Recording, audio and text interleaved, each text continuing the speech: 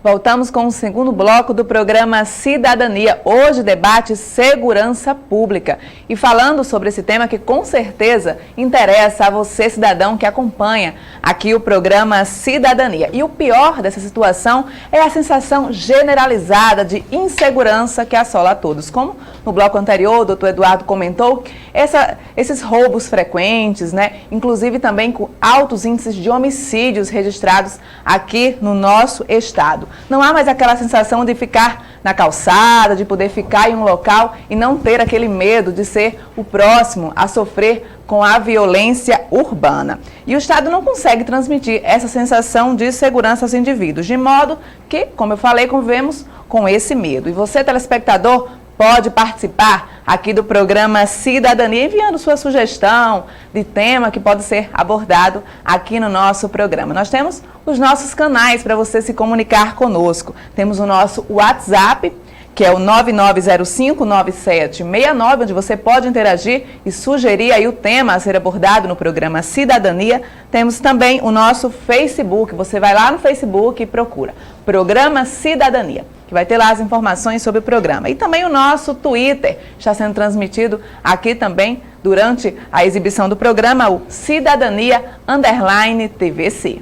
É isso aí, Natália. Realmente a gente tem essa interatividade. A razão de ser do programa Cidadania é você, amiga e amiga. E, doutor Eduardo, dentro desse contexto que o senhor muito bem enfocou no começo, e essa última abordagem que a Natália fez, eu perguntaria ao senhor, na sua opinião, a que se deve esse número alarmante mesmo, de homicídios no Rio Grande do Norte? Nós precisamos entender que precisamos entender alguns fatores. O primeiro, já se comprovou que em torno de 60%, isso não só no Rio Grande do Norte, em regra no Brasil, em torno de 50% a 60% dos homicídios tem alguma relação direta ou indireta com o tráfico de drogas. Ou seja, para você diminuir o número de homicídios, teria que se ter uma política nacional antidrogas muito séria. Não só na questão repressiva, mas também na questão preventiva. Ou seja, nós temos o tráfico de drogas e o consumo de drogas atingiu todas as classes sociais. Atingiu não só a pessoa desempregada, atingiu o trabalhador, atingiu a classe social, independentemente de cor, idade, sexo e nível socioeconômico. Ou seja, o tráfico de drogas realmente é um grande mal da sociedade e é um dos principais fatores determinantes para esse nível de homicídio, esse número de homicídios. Um outro fator, obviamente, é a questão da impunidade do crime de homicídio. A impunidade é um alimentador da violência. O percentual de cumprimento de pena para os crimes de homicídio no Brasil é baixíssimo. Gira em torno de 5% a 10%. Isso é um percentual muito pequeno. Por incrível que pareça, no Rio Grande do Norte, isso é um trabalho que deve ser ressaltado. O Mossoró possui um índice bem superior ao nível do Rio Grande do Norte, em termos de investigação. É preciso investimento na área de segurança, na área de inteligência. Não se investiga determinados crimes com prova testemunhal. Não se investiga. Vou dar um caso aqui bem claro. Um trabalho que está sendo um trabalho importantíssimo, que está sendo feito no combate ao tráfico de drogas. Quero, inclusive, parabenizar o trabalho aqui publicamente do doutor Teixeira Júnior, o delegado de Polícia Civil lá da DENARC. Agora, você chega na DENARC, que é uma situação precaríssima. Ou seja, o governo do estado que não observa uma situação dessa, numa delegacia especializada extremamente delicada, de fundamental importância para o controle da violência, que é o tráfico de drogas, de um modo geral, possui uma delegacia que, vou ser duro em minhas palavras, está caindo.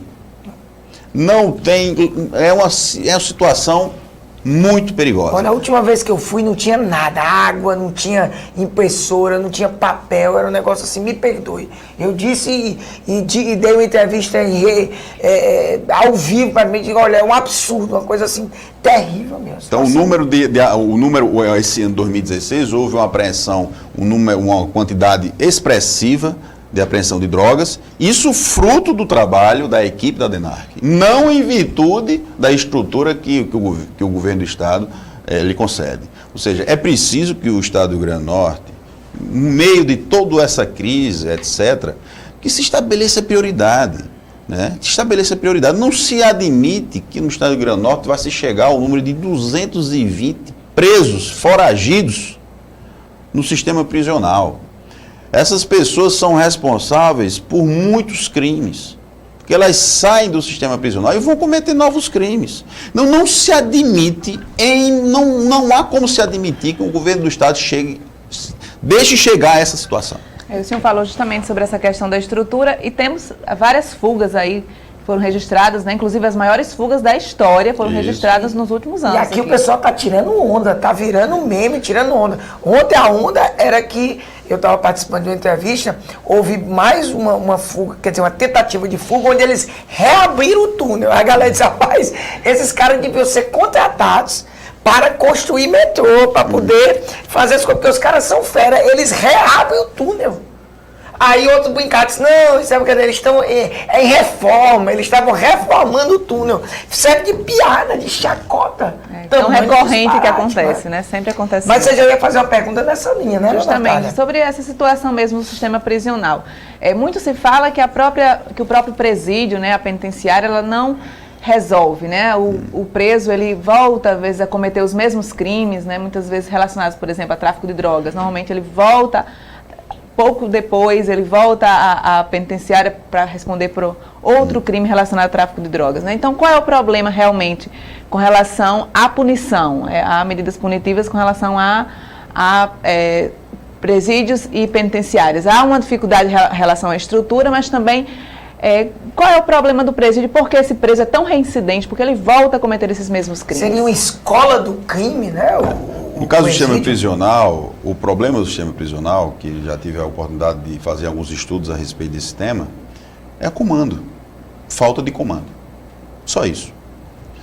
Os problemas posteriores, resolvido o problema do comando, aí vai se resolver outros problemas, que é a questão da ressocialização, a questão do reingresso do preso no sistema de trabalho. Não permitir a ociosidade. Não permitir a ociosidade. Agora, o problema hoje no Estado do Rio Grande do Norte é comando. Não há comando da Secretaria de Justiça, não estou falando do atual secretário, ou do ex, etc. Estou falando da Secretaria enquanto instituição. Não há comando nos presídios. Ou seja, não é inadmissível. Outras palavras, existem facções, você acredita? Ou seja, tem facções, existem facções que mandam verdadeiramente. Que mandam, as facções determinam o que deve ser feito e o que não deve ser feito dentro dos presídios.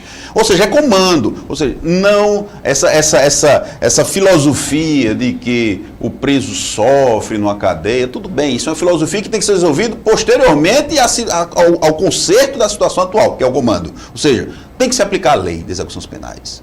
Preso é para estar preso.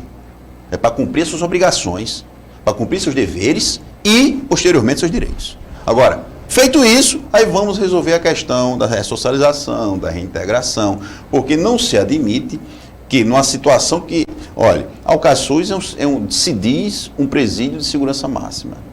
Aí fica lá, a pessoa fica passeando dentro do presídio, cavando túnel. E o diretor do presídio não pode fazer nada, o secretário não faz nada, ninguém faz nada. Quer dizer, isso é uma situação que... E outra, vou deixar aqui bem claro. Uma segurança pública não é secretário que faz. Segurança pública, quem é o gestor da segurança pública não é secretário de Justiça nem segurança pública. Quem é o gestor é o governador do Estado ou governadora do Estado, não interessa. Quem é o gestor da segurança pública é o chefe do Poder Executivo. O chefe do Poder Executivo que quer resolver o problema da segurança pública, ele tem que se reunir diariamente com o gestor de segurança pública. Diariamente e cobrar meta, cobrar resultado. Se ele quiser resolver o problema da segurança pública. Agora, jogar o problema para secretário, não vai resolver. E assim, eu estou querendo trazer para o caso concreto do Rio Grande do Norte, mas eu, como cidadão, eu não fujo do debate nunca. O governador Robson Faria, quem eu pessoalmente, inclusive tenho contato e tudo mais, mas ele prometeu a todos nós ser o governador da segurança pública. Tá? Isso aí foi muito claro, ele deixou isso patente como campanha, né, como projeto dele, e a gente está esperando, porque a situação da segurança pública está de mal a pior. E com essas chacotas, com essas fugas, vamos dar um pequeno exemplo, só um pequeno exemplo para a gente fechar esse raciocínio. Cadê que a galera foge do Presídio Federal? Cadê? E deu uma fuga aqui do Presídio Federal. Uma fuga. A diferença é impressionante. O sistema estadual, me perdoe, está jogado. Eu acho, sinceramente, eu vou concluir dizendo uma coisa. Eu já disse aqui nesse programa. E eu acho que eu vou repetir várias vezes. Eu acho que se o pessoal dos presídios quiserem, eles pegam e tumultuam do jeito que eles quiserem. Eles comandam mais do que a gente que está do lado de fora. Quando ele diz, olha, você não mexa nisso, não bloqueie celular, porque eu vou realmente tumultuar. E quando eles querem tumultuar e se organizam, parece que eles têm uma organização melhor do que a nossa.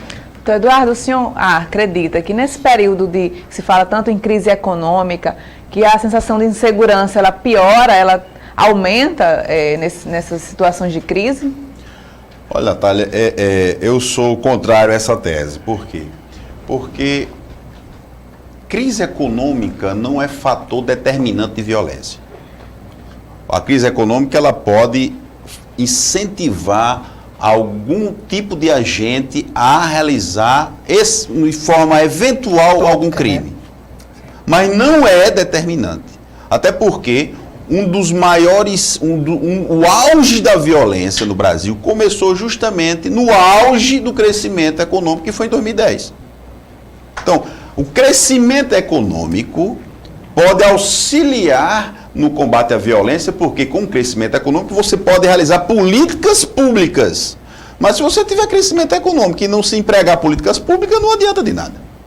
Né? Então, a questão da violência está atrelada, primeiro, num planejamento de médio e longo prazo, à implantação de políticas públicas voltadas à segurança. Voltadas à segurança. E um trabalho de curto e médio prazo voltado à repressão. E muitas vezes essa palavra é dura, mas não é dura, essa é a realidade.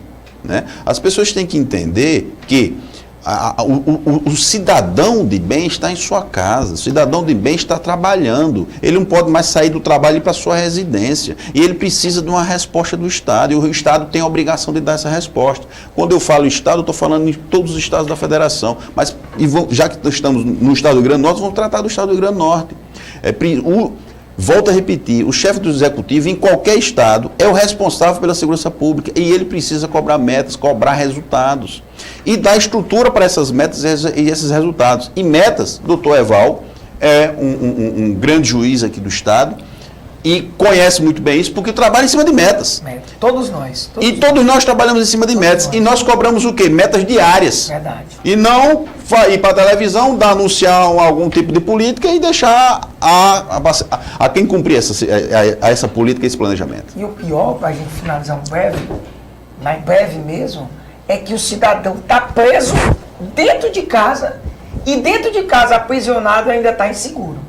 É uma coisa louca, né? É verdade. Acho que todo mundo lamenta essa situação de segurança aqui no nosso estado. E Mossoró, já terminamos o segundo bloco? Não. Mas já para fazer mais uma perguntinha. Mossoró não, tem... tem que terminar, né? Agora o bloco, realmente, a gente vai finalizar. Mas você começa no próximo bloco já com essa pergunta. E a gente vai aqui dar uma paradinha rápida, tomar uma águazinha. A gente volta já com o terceiro bloco do seu programa Cidadania.